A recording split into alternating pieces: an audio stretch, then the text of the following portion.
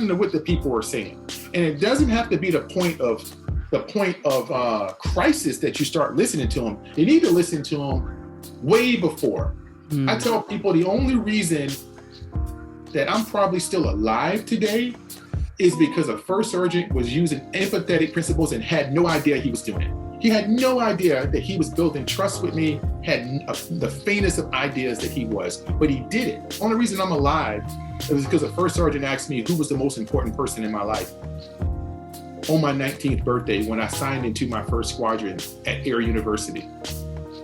And he just asked, just like a ton of other questions he asked. Oh, what flight you going to? Hey, who's the most important person in your life? I said, my mom. And I just didn't think anything of it. Every time that guy came through the gate and he had an opportunity to stop for 2 seconds when I was on the gates of Air University, he'll say, hey, what's going on, Airman Simmons?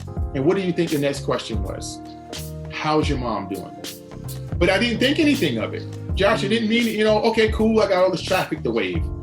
But the night I tried, the third night that I wanted to take my life, 2 nights in a row, and the third night I called my mom and told her I was going to take my life, and I tore up that phone booth, and I got so pissed off, my shirt happened to be doing a dorm walkthrough that night.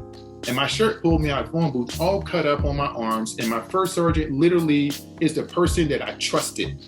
I had to go back in my head who I didn't ever talk. So when he had me calm down, I allowed that man to help me. And the only reason I allowed him to help me because my mind started going back on every interaction I've ever had with him.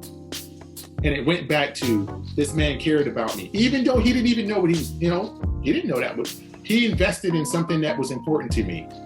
Just those couple of instances for 4 months made me trust him. And the next 7 months of our relationship is the basis of my entire career. I think I write about it a little bit in the book about how that man changed the entire perspective of my being. And it's why I retired from it. It's why I even was successful in the Air Force.